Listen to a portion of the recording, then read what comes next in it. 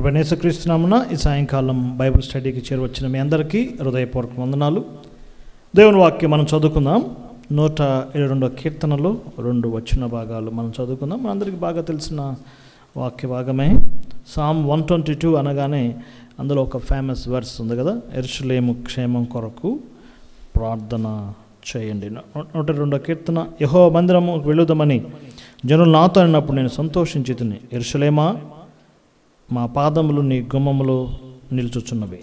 యెరూషలేమా బాగుగా కట్టబడిన పట్టణములే నీవు కట్టబడి ఉన్నావు.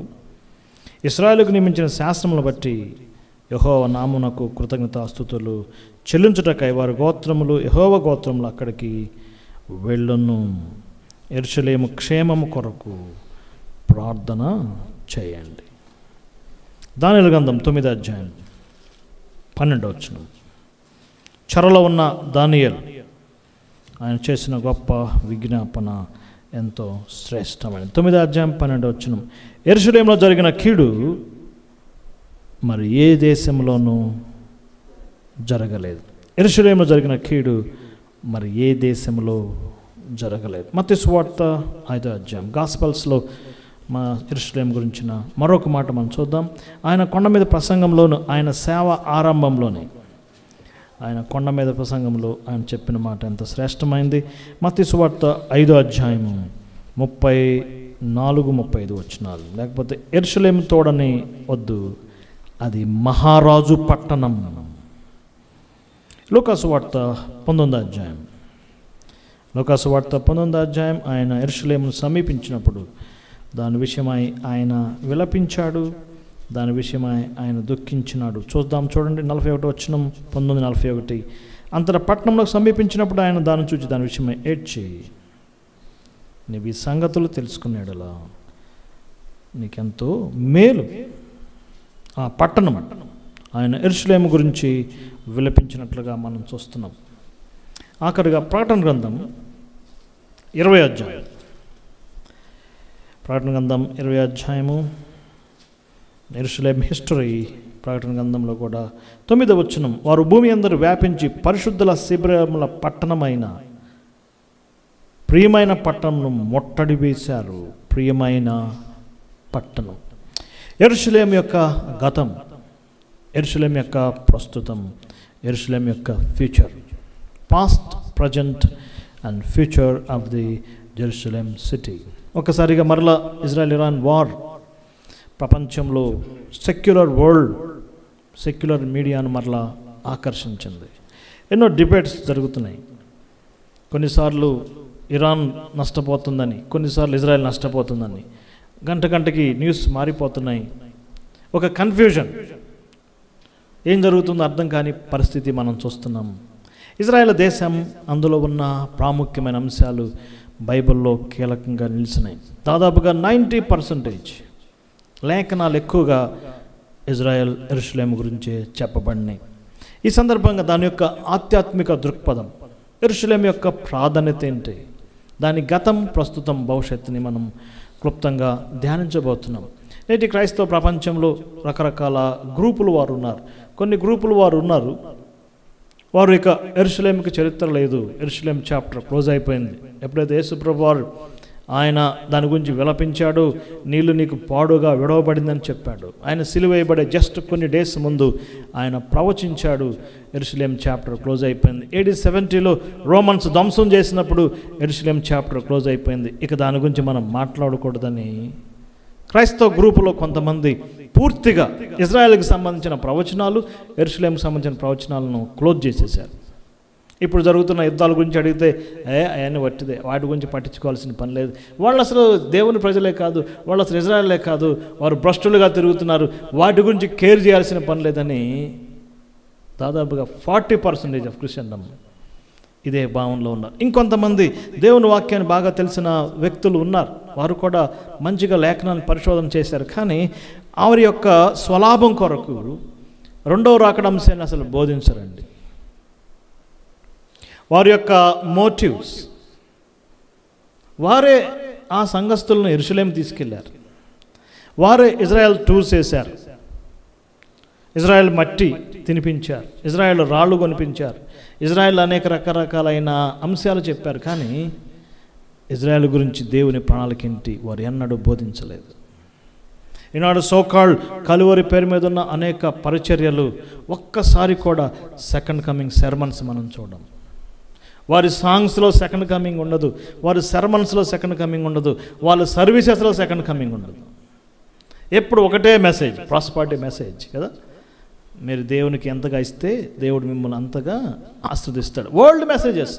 యెరూషలేము మీద బాంబులు పడుతున్నా, ఇజ్రాయెల్ దేశం ధ్వంసమవుతున్నా, యుద్ధాలు జరుగుతున్నా, వాళ్ళ టీచింగ్లో ఏమాత్రం మార్పు ఉండదు. వరల్డ్ టీచింగ్ అది మరొక గ్రూప్. చాలా కొద్ది మంది మాత్రమే ఆ కరెంట్స్ ఈవెంట్స్ని తీసుకుని దేవుని వాక్యాన్ని అందించేవారుగా ఉంటున్నారు. నేటి దినాల్లో మనం ఈ యొక్క ఈవెంట్స్, కరెంట్ అఫైర్స్, ప్రస్తుతం ఉన్న ఈ టెన్షన్స్, ఈ యొక్క యుద్ధ వాతావరణం, చివరికి ఏం జరగబోతుంది, లేఖనాలు ఏం చెబుతున్నాయి, మనం క్లుప్తంగా యెరూషలేము గురించి ధ్యానం చేయబోతున్నాం. మొట్టమొదటిగా యెరూషలేము మొట్టమొదటిగా అక్కడ ప్రస్తావించబడింది, significance of the Jerusalem. First mention ఆదికాండం 14:18 షాలేం రాజు కలుసుకోవటాన్ని మనం చూస్తున్నాం. మెల్కీసెదెక్. ఇద్దరు రాజులు అబ్రహామును కలుసుకున్నారు. ఒక ఆయన సొదొమ రాజు, రెండో ఆయన ఎవరండి? షాలేము రాజు. షాలేం యెరూషలేంకి ద జనరల్ నేమ్గా మనం చూడవచ్చు. అబ్రహాముకు ముందుగా ఉన్న 2000 years హిస్టరీలో ఒకే చోట, ఒకే భాష, ఒకే ప్లేస్లో ఉన్నారు కాబట్టి అప్పటికి యెరూషలేంకి అనేది లేదు, ప్రాధాన్యత లేదు, ఒక సిటీగా లేదు. కారణం ఏంటి అంటే ఆనాటి ప్రజలంతా ఎక్కడున్నారండి? ఒకే ప్రదేశంలో, ఒకే చోట, ఒకే భాషగా ఉన్నారు. ఎప్పుడైతే దేవుడు భాషల్ని, జాతుల్ని తారుమారు చేశాడో ఒక పీస్ ఆఫ్ ల్యాండ్, ఒక సెంట్రల్ ల్యాండ్ని దేవుడు ఏర్పాటు చేశాడు. దాన్ని షాలేం అన్నారు. ఈ అబ్రహాముకు దేవుడు గొప్ప ల్యాండ్ వాగ్దానం చేశాడు కదా, మనకు తెలిసిందే.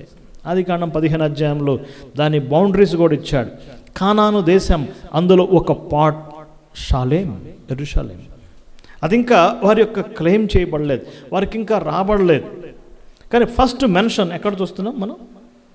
ఆదికాండం 14:18. దాదాపుగా 1000 times యెరూషలేం గురించి బైబిల్లో ప్రస్తావించబడింది. 1000 times.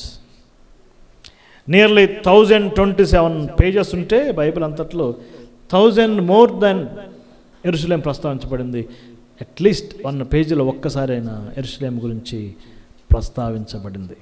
ఆశ్చర్యం ఏంటంటే ఖురాన్లో ఒక్కసారి కూడా యెరూషలేం పేరు రాయబడలేదు. వారి యొక్క కన్స్ట్రక్షన్స్, ఇస్లాంకు సంబంధించిన కొన్ని కన్స్ట్రక్షన్స్ యెరూషలేం ఉన్నాయి, కానీ ఖురాన్లో డైరెక్ట్గా ఏం రాయబడలేదండి? యెరూషలేం గురించి రాయబడలేదు. కేవలం బైబిల్లో మాత్రమే 1000 times కంటే ఎక్కువ రాయబడింది. ఈ విశ్వమంతట్లో అనేకమైన mega cities, metro cities, metropolitan cities, thousands of cities ఉన్నాయి, కానీ యెరూషలేం ఒక ప్రత్యేకమైన సిటీ. దానికి గతం ఉంది, దానికి ప్రస్తుతం ఉంది, దానికి భవిష్యత్తు ఉంది. ఏ స్పెషల్ సిటీ. దాని సిగ్నిఫికెన్స్ చూసాం. మొట్టమొదటిగా ఎక్కడ మెన్షన్ చేయబడింది? అబ్రహాం టైంలో మెన్షన్ చేయబడింది. ఆఖరిగా ప్రకటన గ్రంథం 20 ప్రకటన గ్రంథం 21 యెరూషలేం గురించి మెన్షన్ చేయబడింది. In Genesis to revolution, first book to last book, Jerusalem is mention many times. లేఖనాల్లో యెరూషలేంకి ఎంతో ప్రాధాన్యత ఉంది. ఏంటి దాని యొక్క స్పెషాలిటీ? వై?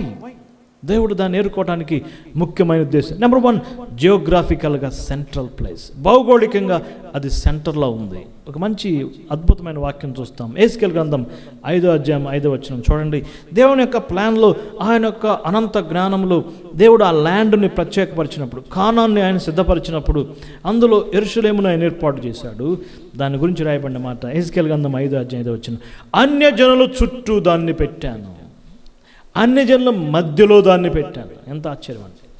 ఎక్కడ పెట్టాడండి? Around nations. గాడ్స్ ప్రోగ్రామ్ ఎంత గొప్పది! దేవుని యొక్క అనంత జ్ఞానంలో ఆ యెరూషలేమును సెంటర్ ఆఫ్ ది ఎర్త్గా పెట్టాడు. చాలా ఆశ్చర్యం. యెషయా గ్రంథం మరొక చోట అన్ని జనులకు వెలుగుగా పెట్టాను కదా. లైట్ హౌస్ చూసారు ఎప్పుడన్నా మీరు?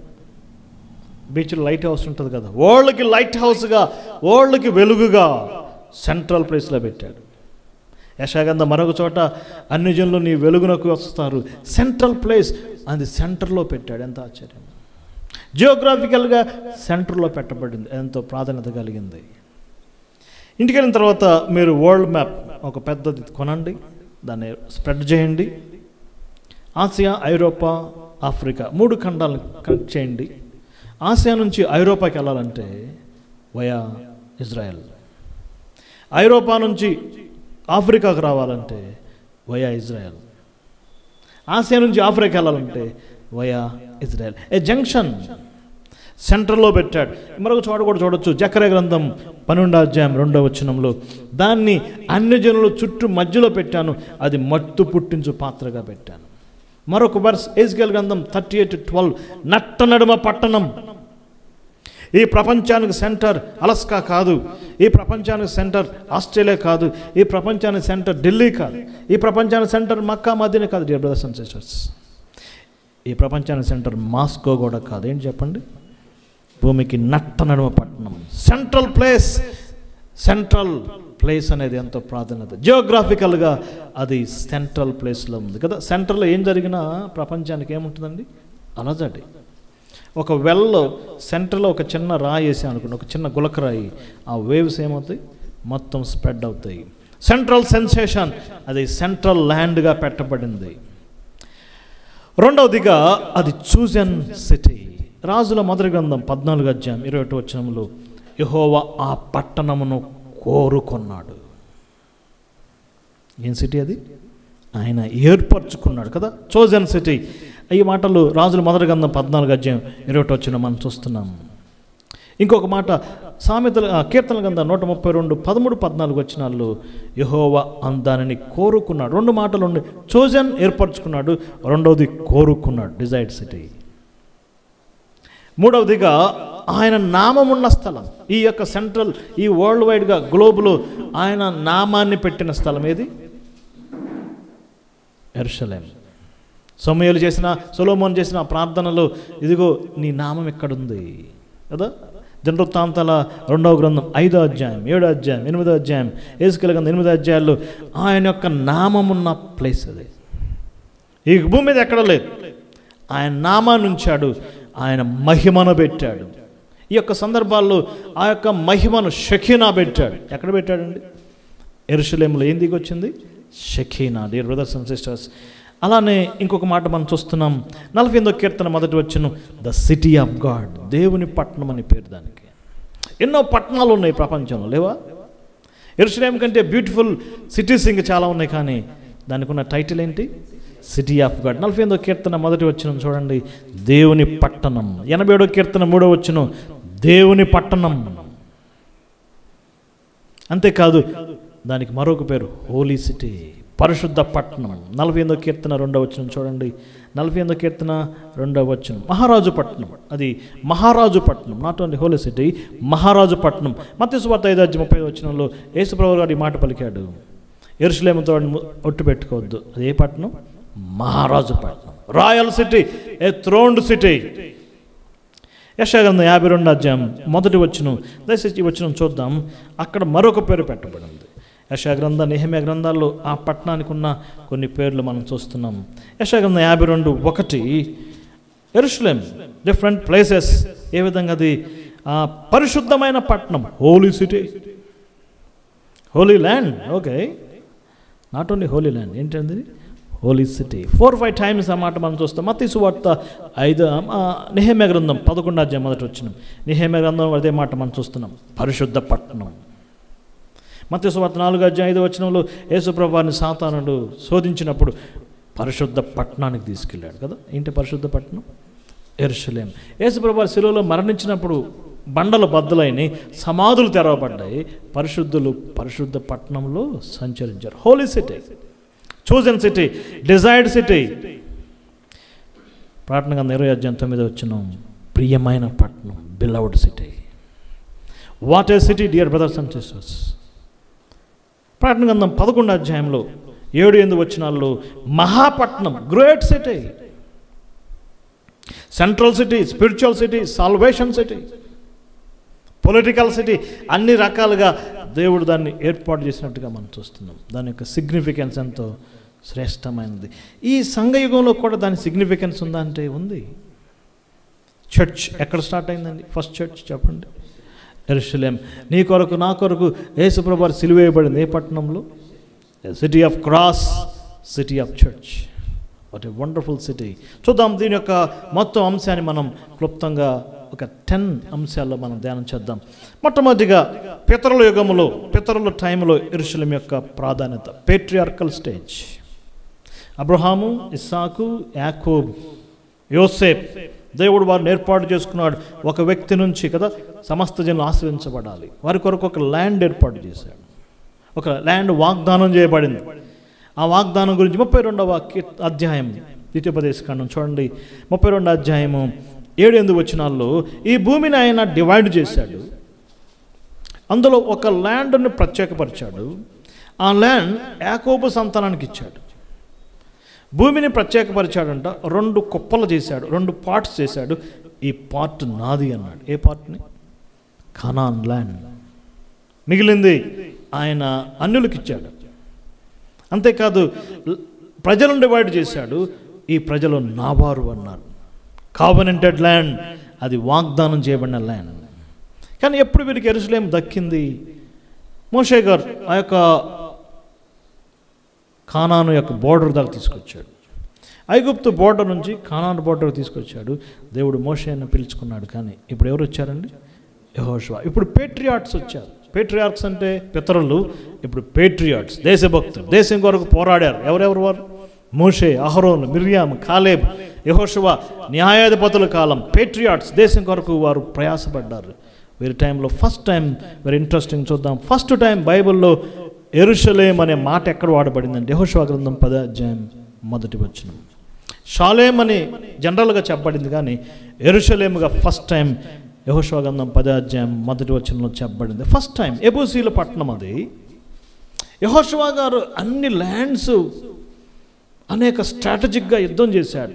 ఆ యొక్క కానాన్ని అడుగుపెట్టినప్పుడు నార్త్, ఈస్ట్, సౌత్, వెస్ట్ అన్నీ ఇచ్చేశాడు. కానీ యెరూషలేమును స్వాధీనం చేసుకోవటం చాలా కష్టమైపోయింది. Unable to conquer. యెహోషువ గారు యెరూషలేమును పూర్తిగా స్వాధీనం చేసుకోలేకపోయాడు. కొంత పార్ట్ ఉంది. కాబట్టి ఏం జరిగింది? యెహోషువ చనిపోయిన తర్వాత న్యాయాధిపతుల గ్రంథం 1వ అధ్యాయం 8వ వచనం, యోధా వంశస్థులు యెరూషలేముని క్యాప్చర్ చేసుకున్నారు. ఆఫ్టర్ డెత్ ఆఫ్ ఎవరు చెప్పండి? జాషువా. యోధా వంశస్థులు ఆ మాట చూస్తారా? వారు యుద్ధం చేసి దాన్ని కొంతవరకు స్వాధీనం చేసుకున్నారు. ఇంకా పూర్తిగా వారి వశంలోకి రాలేదు. యెహోషువ, న్యాయాధిపతులు యెరూషలేంలో కొంత వారు స్ట్రాటజిక్గా సంపాదించారు. యెహోషువ గారు మరి 13వ అధ్యాయం నుంచి వారికి ల్యాండ్ డిస్ట్రిబ్యూట్ చేసినప్పుడు మీరు ఇంటికి వెళ్ళిన తర్వాత మ్యాప్ తీసి చూడండి. యోధా గోత్రికులకు ఈ ప్లేస్ వెళ్ళింది. ఏ ప్లేస్ వెళ్ళింది? యెరూషలేం ప్లేస్ కదా. 1, 2, 3, 4, 5, 6 అని ప్లాట్స్ డివైడ్ చేసి ఉంటుంది.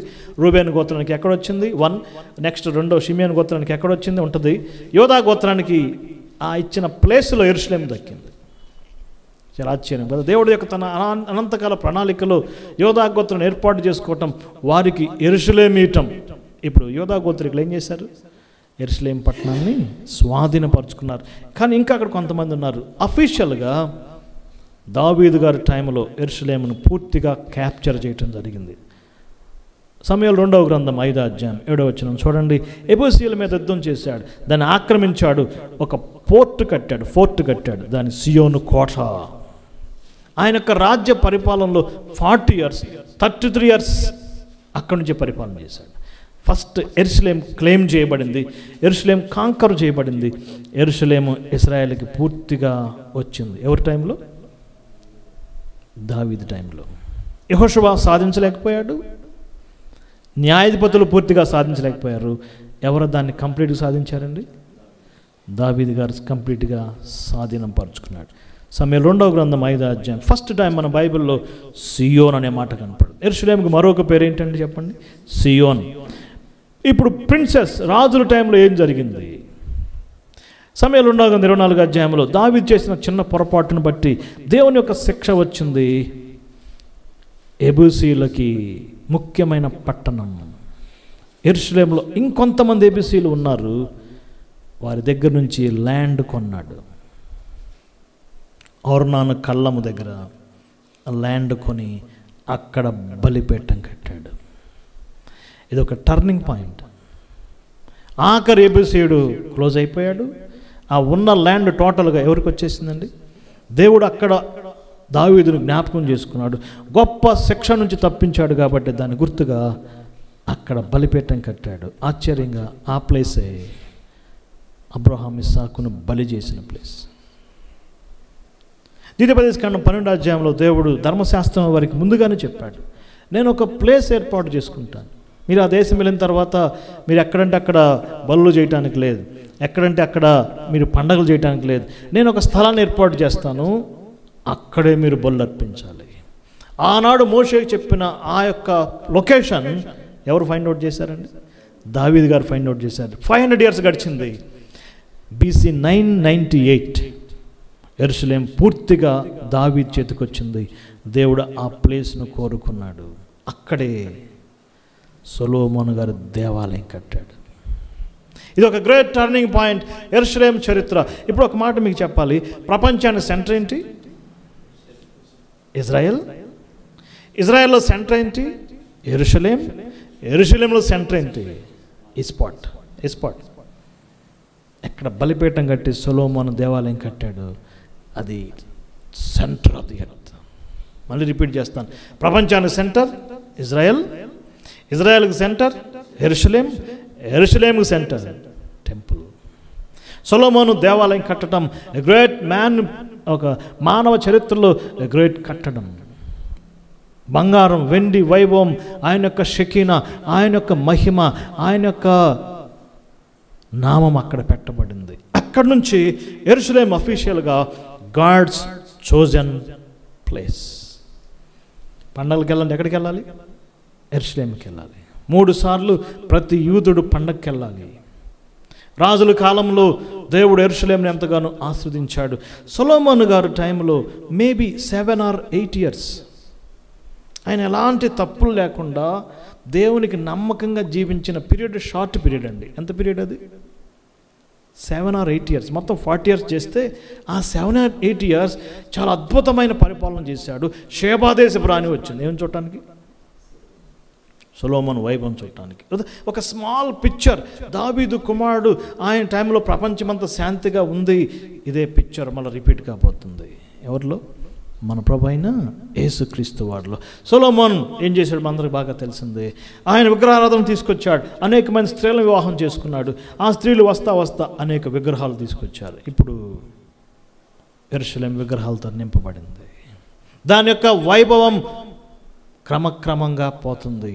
ఎప్పుడైతే విగ్రహాలు వచ్చినాయో దేవుడు ఇశ్రాయేలు ప్రజలను శిక్షించడం మొదలుపెట్టాడు. దావీదు చరిత్ర మీరు చదవండి. దావీదు చాలా పాపాలు చేశాడు, కానీ విగ్రహాల జోలికి వెళ్ళలేదు స్నేహితులారా. ఆయన జీవితంలో ఎన్నడే కానీ దేని జోలికి వెళ్ళలేదండి. దేవుడు స్పేర్ చేశాడు. విగ్రహాల జోలికి వెళ్ళిన వారిని దేవుడు ఏం చేయలేదండి, ఎవరిని విడిచిపెట్టాడు. సొలొమోను విడిచిపెట్టలేదు. విడిచిపెట్టాడా? దేశం 2గా డివైడ్ అయిపోయింది. 10 గోత్రాలు, 2 గోత్రాలు. ఈ 2 గోత్రాల రాజధాని యెరూషలేం, 10 గోత్రాల రాజధాని షోమ్రోన్. సొలొమోన్ తర్వాత రాజులు ఇంకా పతనమయ్యారు. డే బై డే విగ్రహారాధన ఎక్కువైపోయింది. ఏం జరిగింది చరిత్రలో? 10 గోత్రాలను దేవుడు అషూరు పంపించాడు, 2 గోత్రాలని బబులోనికి పంపించాడు. ఇప్పుడు మనం రాజుల కాలంకి వచ్చాం. రాజులు ఎంతమంది? 19 kings పరిపాలన చేశారు. చాలా ఆశ్చర్యం ఏంటంటే దేవుడు మీరు అన్ని జనులకు వేరుగా ఉండాలి, మీరు ప్రత్యేకంగా ఉండాలని దేవుడు వారిని కోరుకుంటే వీరు అన్ని జనులు మించిపోయిన పాపం చేశారన్న మాటలు రాయబడింది. జెఫన్యా గ్రంథం 3వ అధ్యాయం 1వ వచనం, భ్రష్టమైన పట్టణమైంది యెరూషలేం. ఏ పట్టణమైందండి? భక్తి కలిగిన పట్టణం ఏమైంది? భ్రష్టమైన పట్టణం. మీకా గ్రంథంలో ఆ మాట రాయబడింది. 1:5 యెరూషలేము విగ్రహాలతో నింపబడింది. సో దేవుడు ఏం చేస్తున్నాడు? టైం ఇచ్చాడు, వెయిట్ చేశాడు. ఇప్పుడు దేవుడు ఇశ్రాయేలు ప్రజలను పంపించాడు. ఎక్కడికి? యోధా గోత్రికులను బబులోనికి పంపించాడు. ఏం జరిగింది? 585 ఒక ఘోర యుద్ధం జరిగింది. నెబుకద్నెజర్ యెరూషలేమును దున్నాడు స్నేహితులారా. దేవాలయం కాల్చబడింది. యెరూషలేము రాళ్ల కుప్పైంది. సొలొమోను కట్టిన దేవాలయం దాని మహిమను, వైభవాన్ని పోగొట్టుకుంది. ఆ యొక్క నెబుకద్నెజర్ దాన్ని ధ్వంసం చేసే ముందుగా దేవుని మహిమ వెళ్ళిపోయింది. ఎక్కడి నుంచి?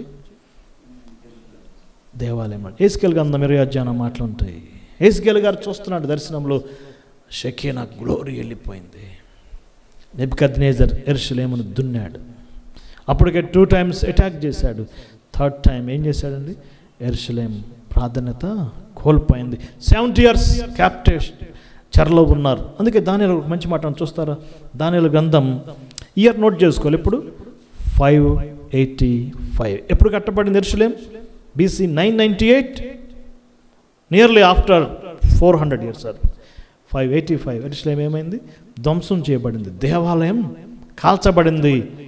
విలాపవాక్యాలు రాయబడింది. అప్పుడే విలాపవాక్యాలు చదివితే ఇర్మియా గారు దూరం నుండి యెరూషలేం తగలబెట్టబడటం కళ్ళతో చూశాడు. దేవాలయం కాలిపోవటం కళ్ళతో చూశాడు. యాజకులు వీధుల్లో హతులైపోయారు. అనేక మంది స్త్రీలు చెరపట్టబడ్డారు. కన్యకలు చేర్చబడ్డారు. యెరూషలేం ఘోరమైన శిక్ష అనుభవించింది. విలాపవాక్యాలు చదవండి కదా. లామెంటేషన్స్ దేని గురించి? విలాపవాక్యాలు 1వ అధ్యాయం 1వ వచనం చూడండి. అయ్యో జనభరితమైన పట్టణం. ఈ విలపించాడు. కానీ ఒక అద్భుతమైన మాట అంటాడు. ఏంటి ఆ మాట? 3వ అధ్యాయం 23వ వచనం, నీవెంతైనా నమ్మదగిన దేవుడు. యెరూషలేం ధ్వంసం చేయబడింది. దేవాలయం కాల్చబడింది. యాజకులు పట్టబడ్డారు. లేవీయులు చెల్లచెదరు. అయినా నీవెంతైనా నమ్మదగినవాడు. వాగ్దానం చేశావు. నీ నిత్య పట్టణంగా, నీవు కోరుకున్న పట్టణంగా, నీ విశ్రమ స్థానంగా దీన్ని ఎంచుకున్నావు.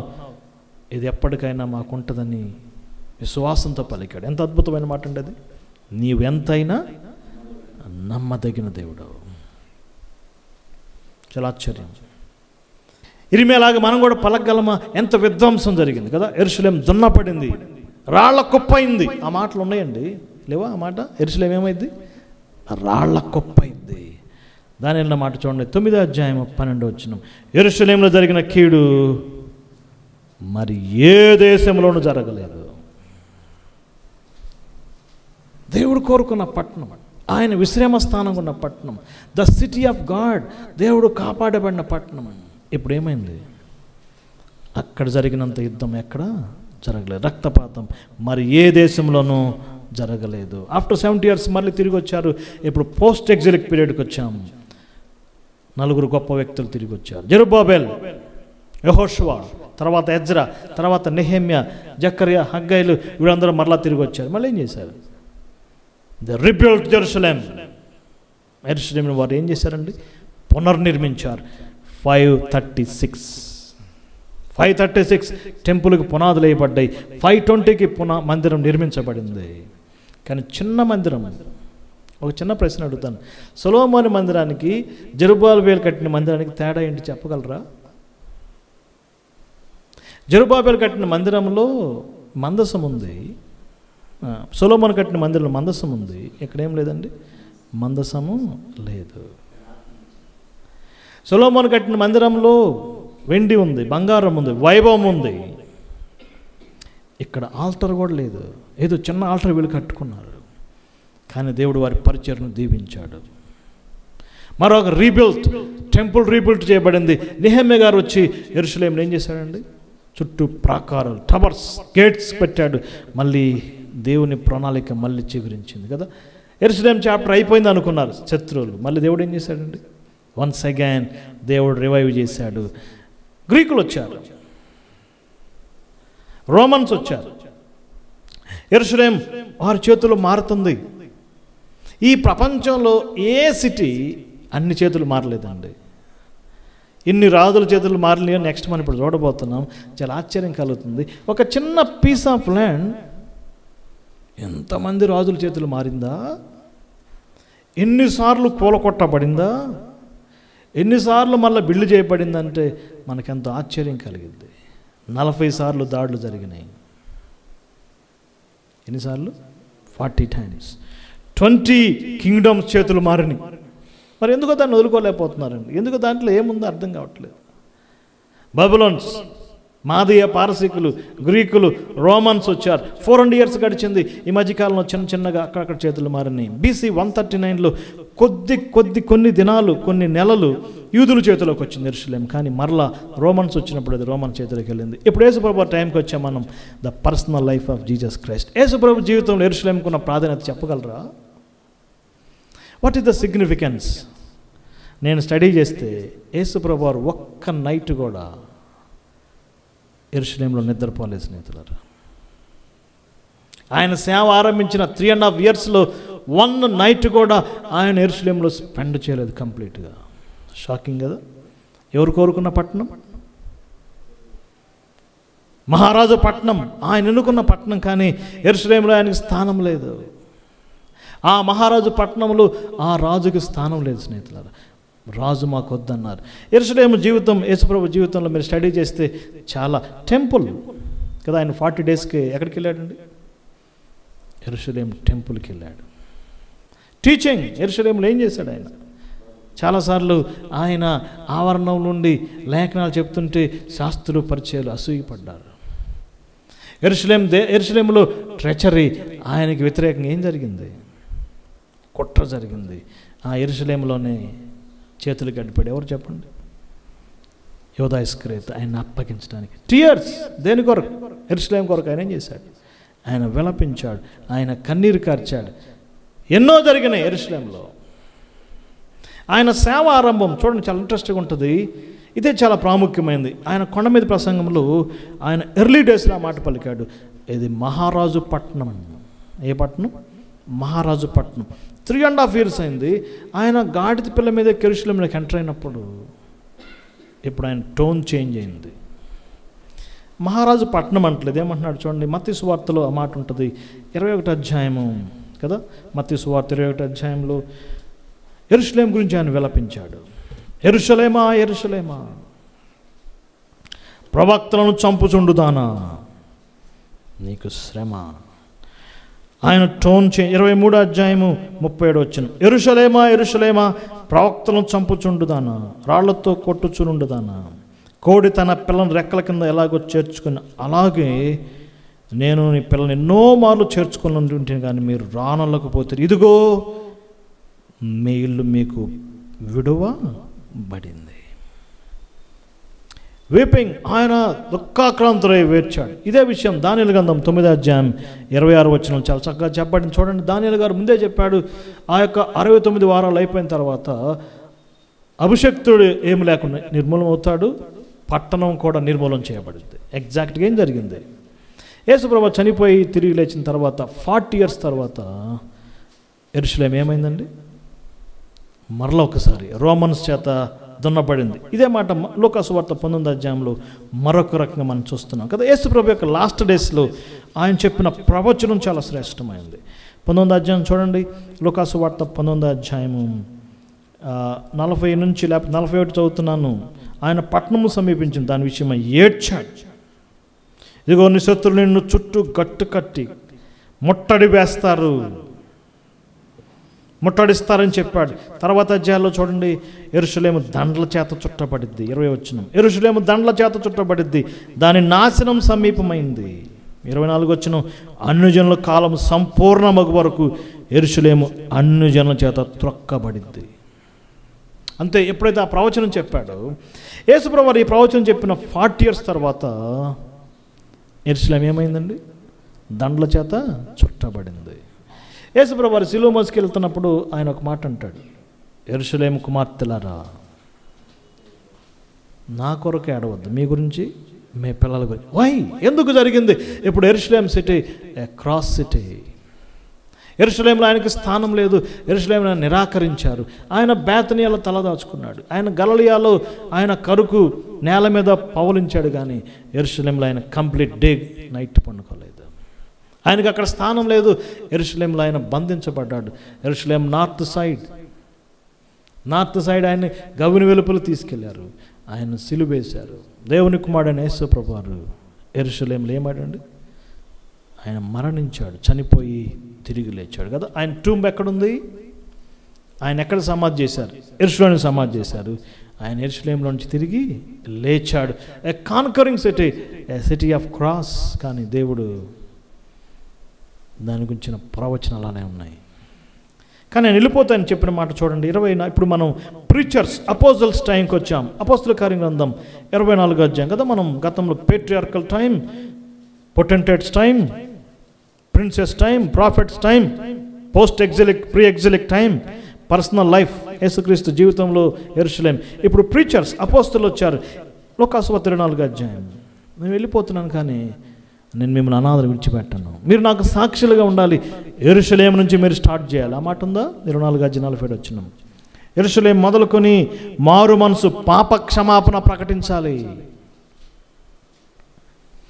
యెరూషలేమును ప్రవచనాత్మకంగా ఆయన విడిచిపెట్టాడు. కానీ భవిష్యత్తులో అన్ని జనుల కాలము సంపూర్ణమయ్యే వరకు అది తొక్కబడిద్ది. కానీ దేవుని తన ప్రణాళికలో ఎక్కడైతే ప్రభువారు సిలువేయబడ్డాడో అక్కడి నుంచి ఆయన ప్రోగ్రామ్ స్టార్ట్ చేశాడు. యెరూషలేము సమస్త జనులు ఏం కావాలి? సువార్త ప్రకటించబడాలి. అపోస్తుల కార్యంకి వచ్చాం. 2వ అధ్యాయంలో పరిశుద్ధాత్ముడు దిగి రావటం. యెరూషలేం స్ట్రీట్స్లో పేతురు గారు గొప్ప ప్రసంగం చేయటం. 3000 మంది, 5000 మంది.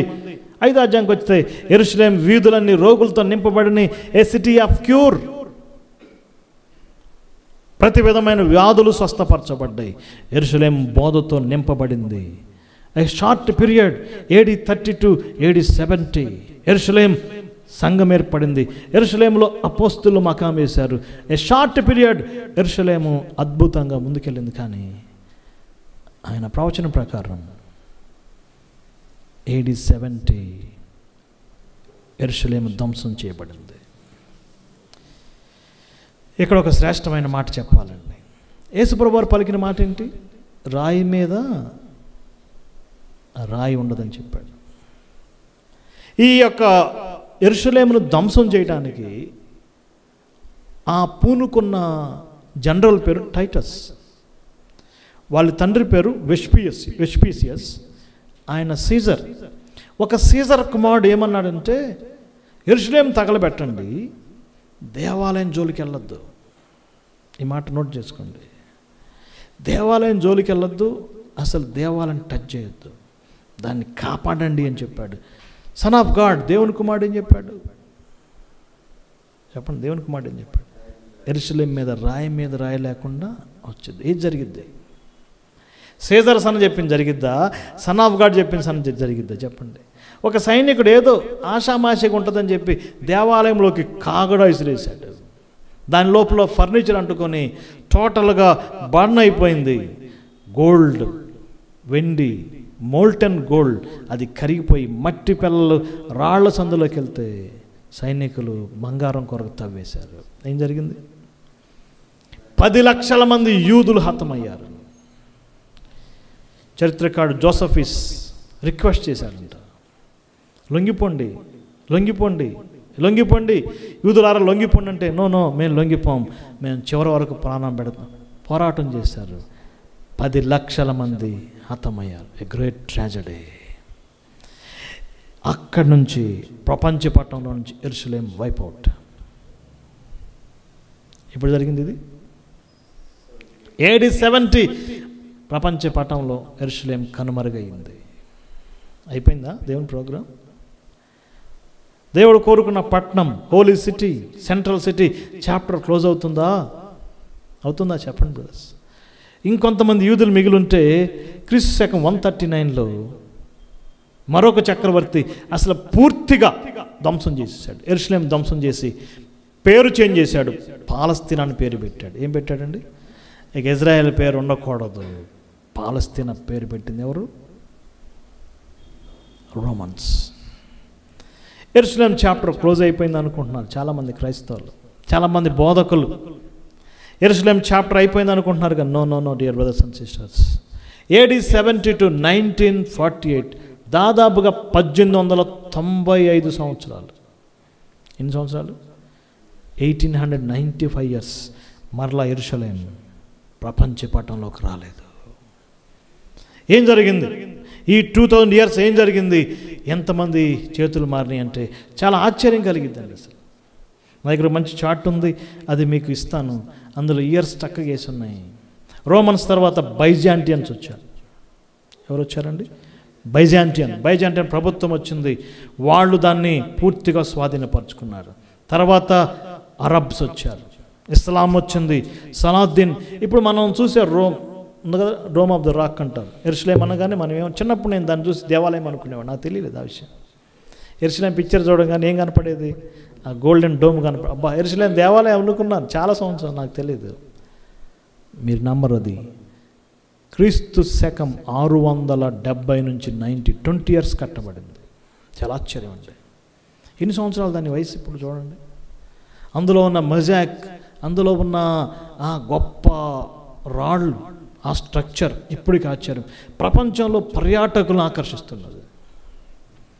అది ఎగ్జాక్ట్ స్పాట్ సొలొమోను దేవాలయం కట్టిన ప్లేస్. స్నేహితులారా, ఎవరు కట్టింది? సొలొమోను కట్టిన దేవాలయం. ఎందుకు అక్కడ ఉంది కదా? ఫ్యూచర్లో ఏం కాబోతుంది? ఒక చిక్కుమడి ఉంది. తర్వాత క్రూసేడ్ చేతుల్లోకి వెళ్ళిపోయింది. క్రూసేడ్స్ అంటే ఎవరు? ఆ దినాల్లో క్రైస్తవ రాజ్యం స్థాపించాలని క్యాథలిక్స్ చాలామందిని చంపేశారు. క్రూసైడ్స్ అన్నారు వాళ్ళని. ఇప్పుడు క్రూసైడ్స్ యెరూషలేముని ధ్వంసం చేశారు. యెరూషలేముని ఇంకా నాశనం చేశారు. ఎవరండి? క్రూసైడ్స్. మళ్ళీ ముస్లిం రాజ్యాలు వచ్చినాయి. కొన్ని రోజులు వాళ్ళ చేతిలో, కొన్ని వీళ్ళ చేతిలో మారుతా వచ్చింది. 12వ శతాబ్దంకి వచ్చరికి టర్కీ వారి స్వాధీనంలోకి వెళ్ళింది. ఎవరి స్వాధీనంలోకి? టర్కీ. అలా కంటిన్యూ అవుతుంది. అనేకమైన మాన్యుమెంట్స్, మాస్కులు కట్టబడ్డాయి. 1917 వరకు. ఎక్కడి వరకు అండి? 1917 వరకు అరబ్ వరల్డ్ చేతిలో ఉంది. దేవుడు ఆశ్చర్యంగా 1917 December 9th గ్రేట్ మిరకిల్ జరిగింది. యెరూషలేము బ్రిటిష్ వాళ్ళకి హస్తగతమైంది.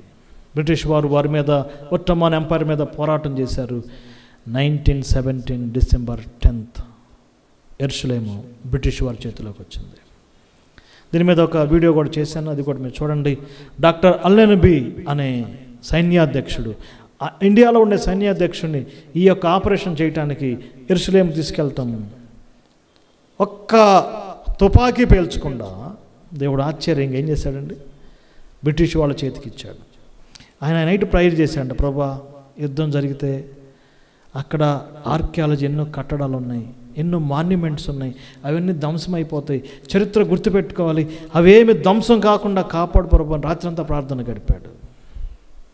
ఉదయం పూట దేవుడు చాలా సులువుగా టర్కీ వారి చేతిలోంచి ఎవరి చేతిలోకి వచ్చిందండి?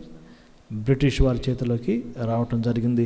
అప్పటికే బ్రిటిష్ వారు వాగ్దానం చేశారు. ఎవరికి? ఇశ్రాయేల్ ప్రజలకి. ఏం చేస్తామని? బాల్ఫోర్ డిక్లరేషన్ ఇచ్చారు, మీ దేశం మీకు ఇస్తాం, మీరు వెళ్ళొచ్చు. ఫస్ట్ టైం ఒక చిన్న కదలిక కలిగింది. ఇప్పుడు 1945కి వచ్చాం. ఇయర్స్ గడిచినాయి. సెకండ్ వరల్డ్ వార్ వచ్చింది. 1933లో హిట్లర్ వైస్ ఛాన్సలర్ అయ్యాడు. దేనికి? జర్మనీకి. ఆయన యొక్క నర్నాల్లో జీర్ణించుకున్నాడు.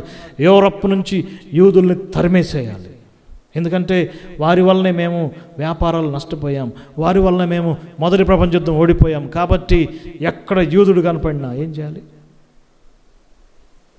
హతమార్చాలని బుక్స్ రాశాడు. జర్మన్ ప్రజలను రెచ్చగొట్టాడు. ఏం జరిగింది? 1945 వరకు 60 lakhs జ్యూస్ చనిపోయారండి. చాలా ఆశ్చర్యం. ఎంతమంది బ్రదర్? 60 లక్షల మంది. అప్పుడు ఎటెలాలో తెలియక చాలామంది యెరూషలేం పారిపోయారు. ఈ యెరూషలేం పారిపోతుంటే సైప్రస్ దీవి ఉంది కదా, క్రేతు ద్వీపం, కుప్రా ద్వీపం, ఆ ద్వీపాల గుండా వెళ్తుంటే బ్రిటిష్ వాళ్ళు వాళ్ళని అడ్డుకున్నారు. అది చాలా దుఃఖకరం అండి. హిట్లర్ బాధిస్తుంటే సహాయం చేయాల్సిన బ్రిటిష్ వాళ్ళు ఏం చేశారంటే వాళ్ళు డోర్స్ క్లోజ్ చేశారు. అరబ్బులు ఊరుకోవట్లేదు, వాళ్ళు ఇక్కడికి వస్తే ఊరుకోం, మీరు ఆపాలి, కట్టడి చేయాలంటే చాలా లిమిటెడ్గా యెరూషలేం వెళ్ళటానికి పంపించారు. దాని ఫలితంగా బ్రిటన్ చాలా నష్టపోయింది. డోర్స్ ఓపెన్ చేసింది ఎవరు? బ్రిటన్సే. రైట్ టైంలో డోర్స్ క్లోజ్ చేసింది ఎవరు? బ్రిటన్స్. ఆ టైంలో కరెక్ట్గా అమెరికన్స్ దాన్ని టేకప్ చేసి వారికి రూట్ క్లియర్ చేశారు. 1948 May 14 ఇజ్రాయెల్ దేశం ఏర్పడడానికి కారణమైంది. కానీ ఇక్కడ ఒక ప్రాబ్లం వచ్చింది, అది నోట్ చేసుకోండి. 1947 ఐక్యరాజ్య సమితి ఒక లా తీసుకొచ్చింది. మీ అందరితో మాకు సమస్య ఎందుకు, మీరు గొడవద్దు, అరబ్బులు ఇజ్రాయెల్స్ గొడవద్దు, 2 స్టేట్ సొల్యూషన్ ఇచ్చారు. ఏమిచ్చారండి? 2 స్టేట్ సొల్యూషన్ అంటే అర్థం ఏంటి? దేశాన్ని 2గా విడగొడతాం, కొంత పార్ట్ పాలస్తీనా వాళ్ళకి ఇస్తాం, కొంత పార్ట్ మీకు ఇస్తాం.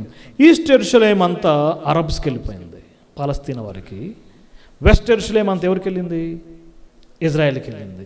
వెస్ట్ యెరూషలేంలో ఏం లేదండి, టెంపుల్ అంతా ఎవరికి వెళ్ళిపోయిందంటే అరబ్స్కి వెళ్ళిపోయింది. జోర్డన్ ఆధీనంలో ఉంది, దాన్ని మొత్తం నడిపించేది ఎవరు? అరబ్బులే. యెరూషలేం మీద పట్టులేదు ఎవరికి? ఇజ్రాయెల్కి. ఇంకా రాలేదు, ఇయర్స్ గడిచి 1967 6-day వార్ జరిగింది. చాలా కీలకమైన వార్ జరిగింది. కేవలం 6 రోజులే జరిగింది. దేవుడు అద్భుతమైన విజయం ఇచ్చాడు. పూర్తిగా యెరూషలేం వారికి స్వాధీనమైంది. ఎవరు స్వాధీనమైంది? First time Israel claimed total యెరూషలేం. ఒక స్మాల్ పార్ట్ ఇంటర్నేషనల్గా ఆ దేవాలయ ఆ యొక్క mount dome of the rock, ఆ చిన్నవి మాత్రం కొంచెం యుఎన్ఓ ఇంటర్నేషనల్ ఆధీనం ఉంది, కానీ టోటల్ పార్ట్ ఎక్కువ ఎవరి చేతికి వెళ్ళిపోయిందండి? ఇజ్రాయెల్. తర్వాత ఎన్నో యుద్ధాలు జరిగినాయి. ప్రతి యుద్ధంలో యెరూషలేము ల్యాండ్ ఎక్వైర్ చేస్తూ వచ్చింది. ఇప్పుడు మనం 2025కి వచ్చాం. ఇప్పుడు ఏంటి యెరూషలేం పరిస్థితి చూద్దాం. జకర్యా గ్రంథం ఇప్పుడు లాస్ట్ డేస్కి వచ్చాం. ఈ యొక్క లాస్ట్ డేస్లో యెరూషలేం పరిస్థితి ఏంటి? జకర్యా గ్రంథం 12వ అధ్యాయం మొదటి 2 వచనాలు, యెరూషలేం మొత్తు పుట్టించు పాత్రగా చేస్తాను, దాని చుట్టూ ఉన్న జనులకి అది ఒక ట్రంబ్లింగ్ స్టాక్గా చేస్తాను. యెరూషలేం సమస్య ఒక కీలక సమస్యమైంది. అక్కడ చర్చ్ కట్టబడింది, దాని పక్కనే డోమ్ ఆఫ్ రాక్ ఉంది, దాని పక్కనే మసీద్ ఉంది. హాట్స్పాట్. ఏమాత్రం ప్రాబ్లం వచ్చిన అలజడి ఎవరికండి?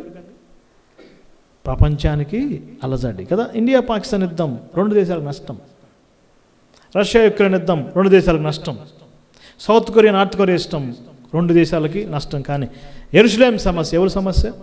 ప్రపంచమంత సమస్య. చూడండి 12వ అధ్యాయం 2వ వచనం మొదటి 2 వచనాలు, అన్ని జనులు దాని చుట్టూ మొత్తు పట్టించు పాత్రగాను, ఒక ఆటంకం, ఒక stumbling block. Dear brothers and sisters, ఈనాడు యెరూషలేం సమస్య ఒక బిగ్ సమస్య. అందుకే వార్తలు గమనించండి, ప్రతిరోజు న్యూస్లో ఏముంటుందండి? యెరూషలేం యొక్క సమస్యలు ఉంటాయి. నెక్స్ట్ ఏం కాబోతుంది? ఈలోపు సంఘం ఎత్తబడిద్ది. ఇది చాలా కీలకమైనది. ర్యాప్చర్ జరిగిన తర్వాత యెరూషలేం పూర్తిగా దేవుని యొక్క ప్రవచనాలన్నీ యెరూషలేం వైపు తిప్పబడతాయి. యెరూషలేం ఏం కాబోతుంది? లాస్ట్ ఫైనల్ వార్ జరగబోతుంది. జకర్యా గ్రంథం 12వ అధ్యాయం 13, 14 అధ్యాయాలు చదవండి. సంఘం ఎత్తబడిన తర్వాత ప్రపంచమంతా అలజడి, అన్ని జనులందరూ దానికి ఏకంగా వెళ్తారు. యోవేలు గ్రంథం 3వ అధ్యాయం, జెఫన్యా గ్రంథం 3వ అధ్యాయంలో అక్కడక్కడ ఈ భాగాలు చెప్పబడ్డాయి. అన్ని దేశాలు యెరూషలేం మీదకి వెళ్తాయి కదా. శ్రమల కాలంలో యెరూషలేం పరిస్థితి ఏంటంటే, ప్రకటన గ్రంథం 11వ అధ్యాయం ఆ మాటలు ఉంటాయి. సొదొమ గొమొర్రా లాగా తయారైద్దంటే యెరూషలేం. ఏమైందండి? సొదొమ గొమొర్రా. లెస్బియనిజం, గే మ్యారేజెస్, క్యాపిటల్ యెరూషలేం అవుతుంది. ఐగుప్తులాగా ఐడల్తో నింపబడుతుంది. యెరూషలేం భ్రష్టమైన పట్టణం అయింది. 7 year పీరియడ్లో 2 హతసాక్షులు అవుతారు. మనకు తెలిసిందే కదా. ఆ యెరూషలేం వీధుల్లో హతసాక్షులు చేయబడతారు. క్రమక్రమంగా అన్ని దేశాలు దాన్ని దూరకం అవుతాయి. యెరూషలేం ఒక్కటి ఏకాకైతుంది. ఏం జరిగింది? 14వ అధ్యాయం చదవండి జకర్యా గ్రంథం. అన్ని జనులందరూ పోగు చేయబడతారు. గొప్ప యుద్ధం జరగబోతుంది. హర్మోగద్ యుద్ధం జరిగిద్ది. దేవుడు వారిని విడిపించడానికి ప్రభు అయిన యేసుక్రీస్తు వారు ఒలీవ కొండ మీద ఆయన పాదాలు పెడతాడు. యెరూషలేముకు తూర్పు తట్టున్న పాదాలు పెడతాడు. ఆయన శత్రువును ఓడిస్తాడు, అల్లరి మోకలను ఓడిస్తాడు, ఆ యొక్క సటానిక్ త్రయాన్ని ఓడిస్తాడు. గొప్ప యుద్ధం జరగబోతుంది. 14వ అధ్యాయం మీరు చదవండి, ఆ వచనాలు మీకు ఉంటాయి. గొప్ప యుద్ధం చేస్తాడు, అందరినీ పోగు చేస్తాడు, యెహోషాపాతు లోయలో పోగు చేస్తాడు. ఏం జరుగుతుంది నెక్స్ట్? యెరూషలేములో ఆయన రాజుగా ఉంటాడు. ఆయన రాజ్యాన్ని స్థాపిస్తాడు. ఆయన ప్రిన్స్ ఆఫ్ పీస్ కదా. యెషయా 9వ అధ్యాయంలో ఏలైనగా మనకు శిశువు పుట్టిన కుమారుడు అనుగ్రహించబడను, ఆయన భుజంలో ఏముంటుంది? రాజ్యభ. ఆ రోజు జరిగిద్దండి. ఆయన రాజుగా, ఇశ్రాయేలు నిర్మించే అధిపతిగా, ఆయన ప్రిన్స్ ఆఫ్ పీస్గా ఆయన శాంతి రాజ్యం ఏర్పాటు చేస్తాడు. ఒక మాట ఉంటుంది జకర్యా గ్రంథంలోనే, వీధుల్లో పిల్లలు ఆటలు ఆడుకుంటారంట. 8th చాప్టర్ ఉంటుంది. ఎక్కడ ఆడతారండి? యెరూషలేము వీధుల్లో కదా. ఈ మధ్య హమాస్ వాళ్ళు స్కూల్ పిల్లల మీద దాడి చేశారు. ఇప్పుడు యెరూషలేములో పిల్లల్ని రోడ్డు మీద పంపించాలంటే భయం కదా. కానీ ఆ రోజు ఏముండదు, భయం ఉండదు. నిర్భయంగా, శాంతిగా, సమాధానంగా ఆయన 1000 years పరిపాలన చేస్తాడు. అందుకే ప్రకటన గ్రంథంలో మనం చూసాం, ప్రియమైన పట్టణం అయిద్ది, మహారాజు పట్టణం అయిద్ది. ఇవన్నీ జరగబోతాయి. ప్రతి ప్రవచనం నెరవేరిద్ది. ప్రవచనాలు స్థిరమైనవి. యెరూషలేము మరలా వైభవం కలిగి ఉంటుంది. దేవుని యొక్క ప్రణాళిక నెరవేరిద్ది.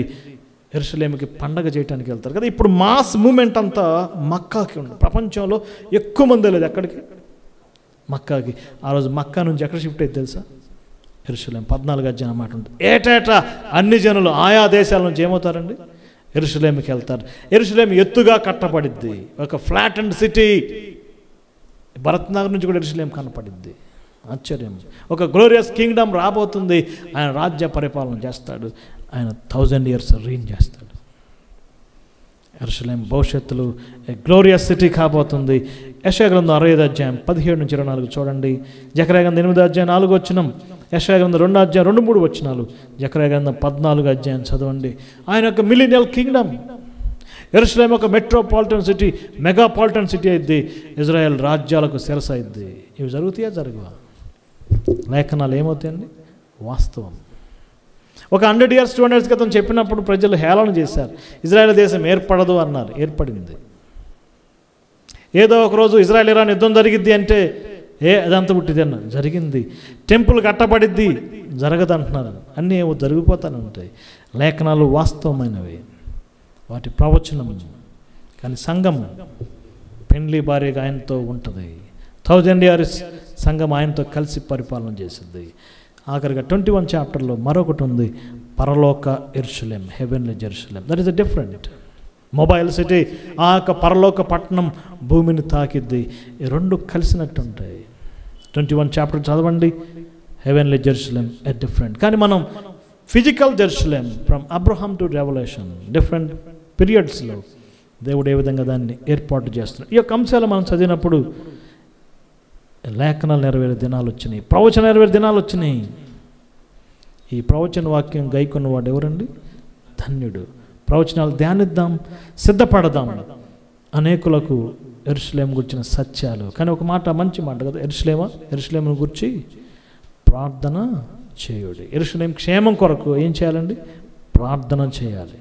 మనం ఆ ప్రణాళిక మార్చలేం. కానీ ఈ యొక్క ప్రణాళిక జరుగుతున్నప్పుడు, ప్రవచనాలు జరుగుతున్నప్పుడు మనం దేవుని స్తుతిస్తాము. ఆయన రాకడ కొరకు ఎదురు చూస్తున్నాం. యెరూషలేము పూర్తిగా దేవుని వైపు జరగాలంటే ఈ లోపల సంఘం ఎత్తబడుతుంది. తర్వాత దేవుని ప్రోగ్రాం జరుగుతుంది. దేవుడి వాక్యాన్ని దీవించును గాక.